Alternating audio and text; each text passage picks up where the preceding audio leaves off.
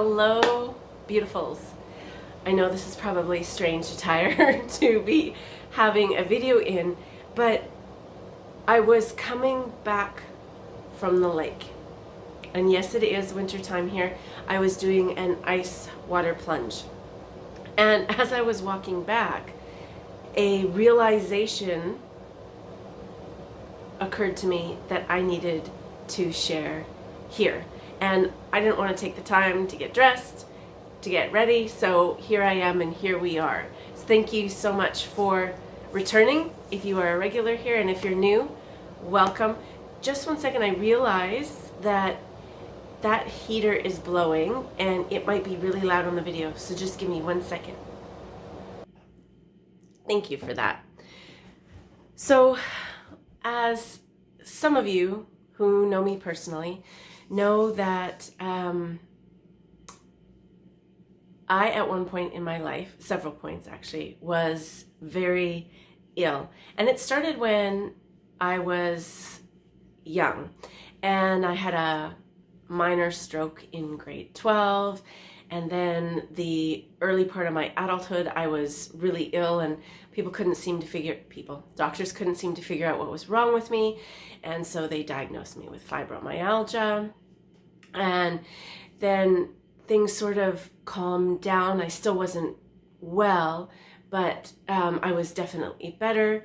And then things got worse, and this was this cycle until finally I was diagnosed with lupus. And I was one very sick muffin, especially after my separation, because lupus and stress don't deal well with each other. And in that place of being super ill, I couldn't walk properly. I couldn't think properly. In the middle of a conversation, I would just stop and I would stall. It was like I was having a seizure. I wasn't allowed to drive. I'd be sitting and feel like I was falling over. My kidneys were shutting down, my pancreas, you name it. I was in a lot of trouble. And this was before I really had any conscious inkling of a need to address spiritual and emotional issues in my life.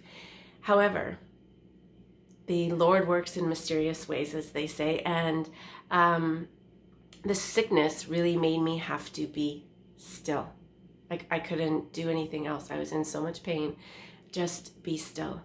And it happened in late spring, and I spent an entire summer basically sitting in the backyard amongst these big trees on the side of the lake. And in this place, there was this growing awareness that I wasn't sick. And I remember telling the gentleman I was dating at the time, and he's like, "Oh, you're sick. Like, you're sick." And I was like, "No, I don't actually think I'm sick. I think there's something I think there's a change happening in me. I'm being asked to change something." And that feeling didn't go away. So while I was sitting there, I listened to podcasts. I listened to the Shift Network webinars, and I read everything I could get my hands on about healing yourself, and became a great fan of the work of Louise Hay. And during that course of time, my understanding started to expand about how all of our illnesses come about because of an emotional issue and a spiritual issue results, right? Because we become fractured from the truth of who we are. And as I started doing this research, I was not surprised to find out that lupus, according to Louise Hay and many others who've studied the origin of disease in emotion, has to do with a difficult relationship with mother. And although I wasn't able to physically mend that relationship with my mother, I could do it emotionally. And as I started doing that work, I started to heal. And in this time, I was seeing a specialist, and they had wanted to put me on medicine, and I refused for the longest time because there was 31 pages of side effects that sounded more horrific than the disease itself. But I got to a point where I was so ill that in order to appease the government for me to not be at work, I had to be on medication. So I took it for a short period of time, but it didn't help, and I didn't like the way it made me feel, so I got off of it. And I had this journey for several years, and one day pardon me, I'll back up a little. Every 6 months, I had to get blood work done because I had markers in my kidney. And with lupus, when you have these markers in your kidney, if it turns from a marker into something bigger, so kidney disease, life gets really, really complicated. And it is greatly shortened. And so they monitor this every 6 months. And I remember I was home and I got a phone call from my specialist, and she said, "Marty, I need you to go redo your test." And human nature, first thing, I got concerned and worried. So I went and I did the test.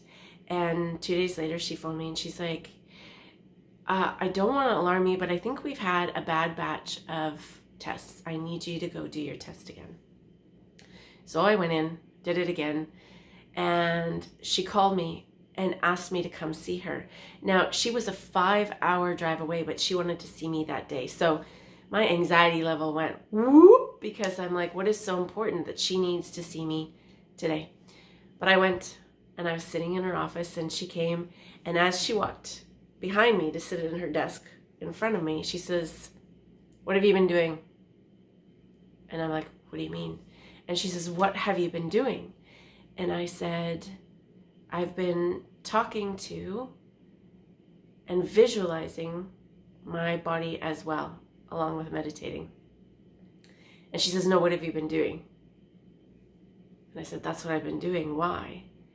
And she said, "In all my times here practicing rheumatology," she says, "I have never seen somebody's marker disappear. I've seen people not have a marker, get a marker. People get a marker and then have kidney disease. But I have never seen somebody with a marker have it disappear." And I said, "That's because I healed myself." And she laughed and she said, "You're in remission." And I said, I want to make something very clear. I am not in remission, because remission means it's going to come back. It's gone. That's why there's no marker. And from that point on, which was, I'm going to say 5.5 years ago, I have not had lupus.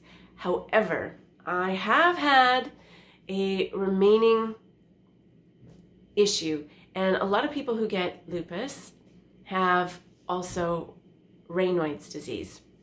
And it typically goes along with that. It doesn't have to, but it does. And my Raynaud's came on long after my lupus was in full flame, let's say. And for those of you who don't know what Raynaud's is a complication with the circulatory system. And what happens if you get cold is your fingers and toes become incredibly painful. It's like you're holding or stepping on frozen iron, and the circulation almost stops. And even in the middle of summer, in air conditioning, my fingers would turn black, and then you'd have to be careful because sometimes they would actually get like frostbite, even though there's not frost, but there's no circulation, and they'd get white spots and they'd get ulcers. And I would have to wear gloves sometimes, even in summer, if I was going into a place with air conditioning. Why am I sharing all of this? Because I just came back from the lake in an ice dip. This is my 3rd day because I've decided to start challenging myself on things that make me fearful. And I've been watching people do that. And thinking, wow, that's amazing. I know it's so good for us. I know they're brave, but it terrifies me. And it never even came into my mind. It terrified me because my fingers and toes could fall off, right? Never even took that into consideration. And that is because I think that I haven't had rain whites now for the last few months. And we tend to forget about our illnesses when we're well, because well is where we're supposed to dwell. And it wasn't until I was walking back that I was like, oh my God, my fingers aren't purple. They should be purple. And my fingers are just pink, the color anybody's fingers would be after coming out of the water in -3 weather. So I am sharing this because I have been working intimately with the energy enhancement system, the EE system. Sorry, I usually call it EE, so I had to struggle with the full name there. The energy enhancement system, that is an invention from Dr. Sandra Rose Michaels. And if you're a unified follower, you've probably heard about that. But I work there every day. And as a result, I receive the beautiful benefits of having fully charged cells. And I'm going to say this is one of the beautiful side effects that I had no idea was even happening. So if that is something that you're interested in, I will put the link below to the Unified Healing Centers and the EE system, and to my center as well if you're here in the South Okanagan.